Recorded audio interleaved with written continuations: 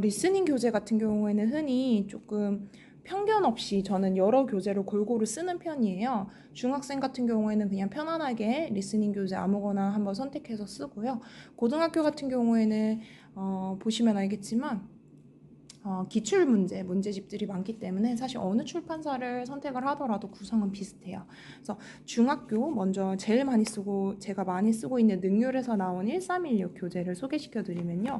일단 구성을 보시면 이렇게 유닛에 관련돼서 이러한 표현들이 있다 해가지고 하고, 그 다음에 이렇게 들어볼 수 있는 구조, 그 다음에 스크립트 써볼 수 있게 하고요. 그 다음에 마지막으로 이렇게 단어를 볼 수 있게 하는데요. 저 같은 경우에는 단어 시험을 먼저 봐요. 단어 시험이라고 하면은 먼저 여기 있는 것들하고 그다음에 여기 있는 것들을 먼저 공부를 하게 시킵니다. 근데 사실은 이렇게 많이 틀려도 뭐라 하지 않아요. 그래서 한 번 정도 여기에 나올 수 있는 어휘들을 한번 공부를 해보고 듣기를 시켜요. 왜냐하면 아는 단어만 귀에 들리기 때문이죠. 아무것도 모르는데 잘 들릴 수는 없어요. 그래서 반드시 어휘 공부를 먼저 시킨 다음에 이렇게 리스닝을 먼저 하고요. 그 다음에 틀린 문제를 스크립트를 이렇게 같이 채워봐요. 그 다음에 저랑 같이 읽어보거나 혹은 분석해보는 시간을 같이 가집니다. 이런 과정을 통해서 학생들이 어휘를 좀 잘 챙기기를 바라는 마음이 좀 크고요. 이 어휘를 외우는 것이 아니라 이거를 스크립트 속에서 리스닝 음원을 듣는 속에서 어떻게 자연스럽게, 왜냐하면 리딩이랑 달라서 리스닝은 이렇게 어휘가 지나가는 속도가 굉장히 빠르거든요. 그렇기 때문에 이렇게 지나가는 이 빠른 속도 속에서 어떻게 좀 캐치를 할 수 있는지 그 훈련을 시키는 편인데, 매번 수업 올 때마다 한 15분에서 20분 요 정도 소요가 되는 것 같아요. 다른 교재 같은 경우에는 이건 마더텅인데요. 중학이고요. 요 교재 같은 경우에도 보시면요. 흥미롭게도 보시면 제일 뒤에 나와 있어요. 단어 공부를 할 수 있는 페이지가 나와 있거든요. 그래서 요 단어 공부를 먼저 시킵니다. 단어를 알아야지 이제 앞에서 들을 요 내용들에 대한 이해도가 있거든요. 그래서 반드시 어휘 공부를 시키는데요. 학생들이요, 단어 시험도 보고 이렇게 리스닝 어휘도 하면 조금 힘들어하는 경우가 있기 때문에 저 같은 경우에는 이렇게 나와 있는 어휘 공부를 할 수 있는 시간을 딱 3분을 줘요. 3분을 주고 덮은 다음에 요거 한번 쫙 적어보게 시킵니다. 그래서 이 친구 같은 경우에도 이렇게 못 적는 부분이 다소 있긴 해요. 하지만 괜찮아요. 3분 동안 본인이 공부할 때 이렇게 모르는 단어도 체크를 해보고 이러면서 한번 단어를 봤기 때문에 요거를 이제 음원으로 한번 들으면서 확인을 해보는 거죠. 그래서 이렇게 음원 들으면서 확인을 하는 과정을 거치면서 본인이 눈으로 봤던 단어를 이제는 귀로 듣는 거잖아요.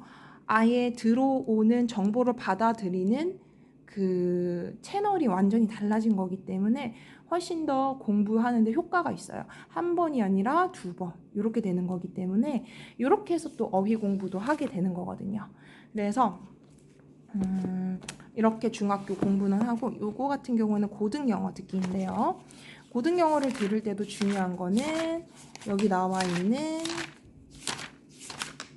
어휘를 공부를 잘 해주는 게 가장 중요해요.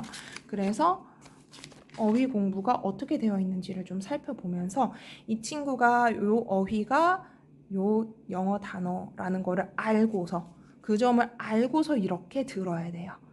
그래서 만약에 본인이 놓치거나 틀린 부분이 있다면 이렇게 스크립트로 글로 적어봐야 돼요. 그러니까 눈으로 본 거를 리스닝을 통해서 귀를 통해서 확인을 하고요. 여기서 놓쳤어요. 그러면 다시 눈으로 확인할 수 있는 절차가 이렇게 스크립트를 써보는 거죠. 그래서 간혹 가다가 1번서부터 들은 모든 것을 적어보는 그런 수업 방식도 있는데요. 저는 그거는 조금 시간 낭비라고 생각을 해서 틀린 부분만 눈으로 확인할 수 있도록 이렇게 적어보게 시켜요. 물론 모든 걸 다 하면 너무너무 좋죠.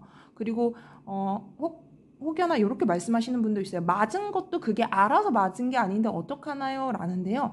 그 모든 세세한 거를 다 잡고 갈 시간이 생각보다는 없어요.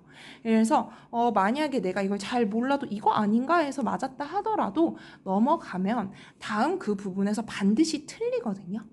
찍은 문제는 반드시 그 다음에 나와요.